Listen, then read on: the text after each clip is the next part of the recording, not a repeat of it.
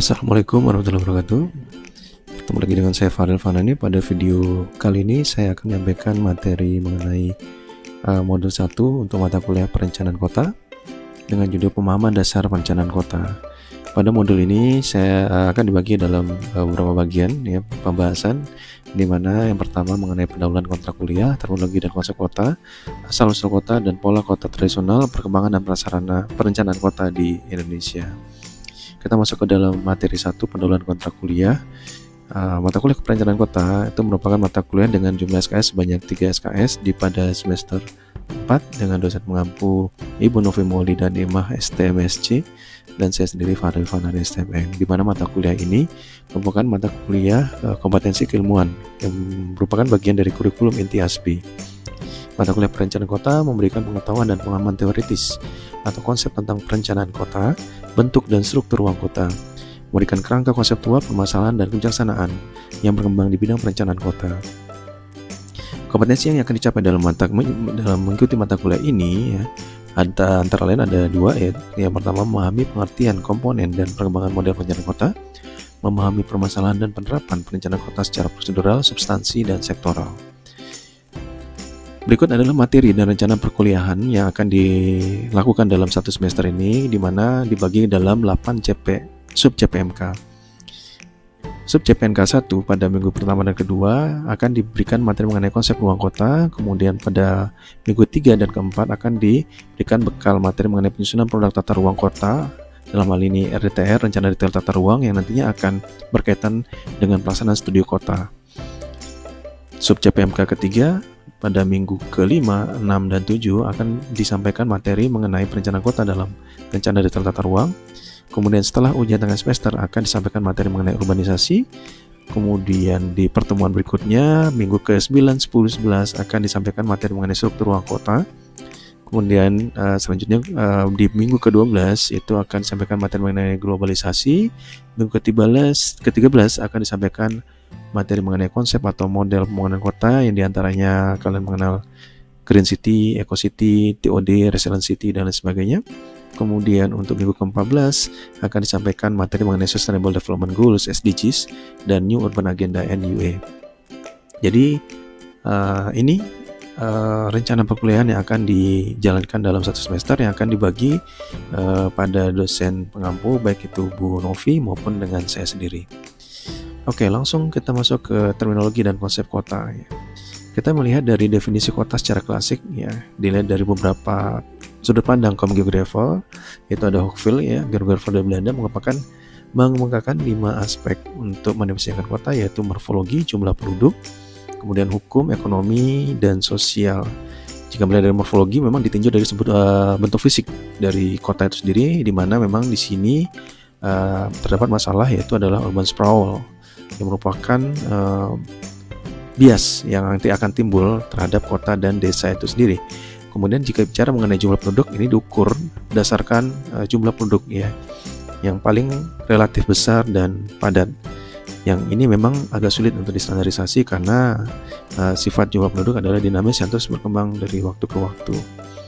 Kemudian kalau kita bicara mengenai hukum itu sendiri, yang berkaitan dengan hak hukum tersendiri bagi penduduk di dalamnya. Kemudian yang terakhir, yang berikutnya adalah ekonomi ya. Itu berkaitan dengan mata pencarian penduduk. Umumnya masyarakat kota sendiri bekerja non-agraris. Dan yang terakhir adalah kaitan dengan sosial, di mana hubungan antar penduduk yang lebih impersonal. Ya.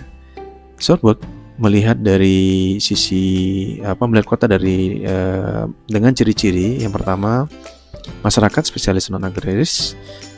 Kemudian masyarakat yang berpendidikan merupakan bagian penduduk yang terpenting. Dalam hal ini adalah seperti pujangga, sastrawan, ahli keagamaan, yang merupakan titik awal dari sebuah kota.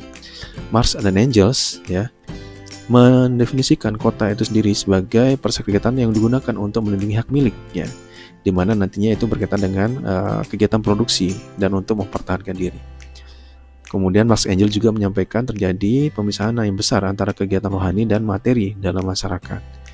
Harris dan Ullman mendefinisikan kota itu sebagai pusat pemukiman dan pemanfaatan bumi oleh manusia, di mana masyarakatnya memiliki kemampuan yang unggul untuk mengeksploitasi bumi. Terdapat pemekaran pertumbuhan yang terus menerus, sementara di sisi lain terjadi pemiskinan bagi masyarakat di dalamnya, sehingga muncullah masalah-masalah sosial baru. Dari Max Weber itu mau melihat kota itu mendefinisikan kota itu sebagai suatu tempat yang telah mampu memenuhi kebutuhannya lewat pasar setempat. Prinsipnya Max Weber melihat di sini adalah kota itu sendiri digambarkan ciri khasnya adalah pasar. Dimana kalau kita bicara pasar adalah barang-barang itu sendiri dibuat di dalam kota yang kemudian didukung oleh daerah pinggiran atau pedesaan itu sendiri. Chris Taylor dengan teori center place teorinya mendefinisikan kota merupakan penyelenggara dan penyedia jasa bagi kawasan sekitar. Kalau kita melihat teori dari Chris Taylor sendiri melihat dari pusat pelayanan, bagaimana ketergantungan wilayah pinggiran atau pedesaan itu sendiri dalam memanfaatkan layanan yang ada di pusat kegiatan.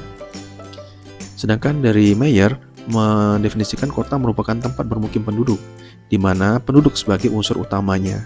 Dan di mana di sini wadah komunikasi manusia sangat erat kaitannya dengan perasaan dan kenangan-kenangan yang dirasakan oleh masyarakat di dalam kota itu sendiri. Jadi kota itu sendiri dapat mewujudkan sebuah peradaban baru. Mumford dalam The Culture of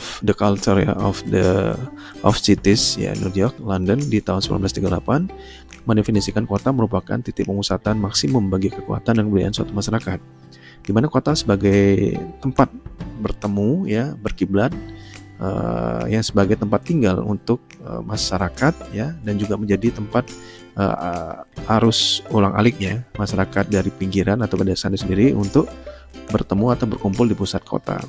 Kota seperti magnet, tarikannya semakin kuat bagi aktivitas keagamaan dan perekonomian. Definisi kota secara klasik, suatu permukiman itu dapat didefinisikan sebagai sebuah kota, namun dengan cara tidak mendefinisikan pengertian atau definisi kota dalam pengertian bentuk dan strukturnya, baik itu secara morfologis. Kemudian mendefinisikan kota melalui pengertian fungsi tertentu, yaitu dalam membentuk suatu wilayah dan menciptakan ruang yang lebih efektif. Apabila kita kaitkan dengan asal-usul kota, pada hakikatnya kota itu sendiri memang dimulai dari namanya kegiatan keagamaan, seperti itu. Jadi kegiatan-kegiatan keagamaan dalam kota itu sendiri nantinya akan menjadi pusat stabilitas baru di kota. Nantinya akan mengendalikan dan mengatur wilayah pinggiran. Maka dengan demikian, dari definisi kota secara klasik itu dapat diambil kesimpulan bahwa kota harus mengandung pengertian sebagai suatu unit permukiman yang membentuk suatu wilayah tertentu atau hinterland yang lebih luas dan berfungsi sebagai pusat stabilitas untuk mengendalikan dan mengatur wilayah pinggirannya agar dapat dimengerti oleh kebudayaan-kebudayaan yang berlainan dan untuk waktu atau masa yang berbeda-beda. Selanjutnya kita akan melihat konsepsi definisi dari kota, Jadi banyak definisi dari kota itu sendiri. Dalam bahasa Inggris kita mengenal city dan town. Kemudian bagaimana kita melihat dari hierarki, ada city, town, village, dan hamlet. Kemudian dalam bahasa Belanda itu ada stad, yang mengacu dari definisi bahasa Inggris, town atau kota kecil. Kemudian ada kota besar atau city yang disebutkan dalam bahasa Inggris. Dalam bahasa Belanda itu adalah grootstad, Kemudian dalam bahasa Indonesia memang tidak ada kata khusus yang berkaitan dengan kota. Namun secara umum kota dimengerti dengan istilah kota besar dan kota kecil. Sama halnya dengan disebut ketika kita bicara mengenai jalan, hanya ditambah jalan besar, jalan kecil, atau kota atau luar kota, atau provinsi, kabupaten atau negara, dan lain sebagainya. Kata kota itu sendiri berasal dari sebuah kata bahasa Jawa kuno, yang disebutkan sebagai kuta atau kuto, yang berarti tempat kekuasaan atau pemerintahan. Banyak kota di Jawa mempunyai nama dengan kuto, misalkan Kutoarjo, Kutowinangun, Kutamaya, Atau misalkan kita juga melihat beberapa daerah di luar Jawa yang dijumpai dengan nama-nama kota seperti Pura, Tanjung Pura, Martapura, dan lain sebagainya. Sehingga Pura itu sendiri dapat definisikan sebagai bahasa Melayu yang berarti kota juga, kayak gitu. Dan semua itu menunjukkan adanya semacam konsep tradisional kita mengenai kota. Itu menurut Sregar tahun 2004. Selanjutnya sudut pandang kota dari berbagai ahli, Dari berbagai ahli sendiri dapat menunjukkan atau mendefinisikan kota itu seperti geografi menekankan pada morfologi kota yang kemudian lingkungannya dan mencari hubungan antara bentuk dan struktur serta fungsi kota. Kalau antropologi lebih kepada melihat dari lingkup budaya dan sejarah, ekonomi juga melihat dari potensi yang dimiliki oleh kota itu sendiri yang menjadi sebuah sistem ekonomi yang lebih luas. Kemudian sosiologi lebih kepada fokus klasifikasi permukiman dari semua aspek perwatakan sosial, ya, secara sosial di dalam kota itu sendiri. Dan insinyur itu berfokus pada sistem perasaan kota, pembangunannya serta struktur anatomi kota dan perencanaannya. Terminologi kota. Pertanyaan berikutnya, apakah itu kota? Di kota juga dapat diartikan, ya, menurut Prof. Djoko Sugiarto atau disingkat itu menjadi kumpulan orang, transportasi dan aktivitas yang memang kondisi aktivitas di dalam kota itu sendiri sangat dipengaruhi oleh kumpulan orang dan sistem transportasi yang ada, selain penunjang-penunjang seperti sarana dan prasarana ataupun infrastruktur di dalam kota itu sendiri. Kota adalah tempat di mana konsentrasi penduduk lebih padat dari wilayah pinggiran atau sekitarnya, karena terjadi pemusatan kegiatan fungsional yang berkaitan dengan kegiatan atau aktivitas penduduknya. Kemudian ketika kita bicara atau pengertian kota dalam kamus tata ruang, kita akan melihat definisi kota sebagai permukiman yang mempunyai penduduk relatif besar dengan luas areal yang terbatas, namun umumnya bersifat non-agraris. Kepadatan penduduk relatif tinggi, tempat sekelompok orang dan jumlah tertentu dan bertempat tinggal dalam satu wilayah geografis yang cenderung berpola dengan hubungan rasional, ekonomis, dan individualistis. Kemudian pengertian kota bila dilihat dari berbagai aspek, yaitu dari lingkup fisik, kota sebagai suatu wilayah dengan wilayah terbangun atau build-up area yang lebih padat dibandingkan daerah area sekitarnya. Demografis, dari lingkup demografis, wilayah di mana tempat konsentrasi penduduk yang dicerminkan oleh jumlah penduduk, tingkat kepadatan penduduk yang lebih tinggi dari wilayah yang ada di sekitarnya. Kalau lingkup sosial, di sini lebih kepada kelompok-kelompok sosial masyarakat yang heterogen, atau tradisional modern, atau formal informal, maju terbelakang, dan lain sebagainya.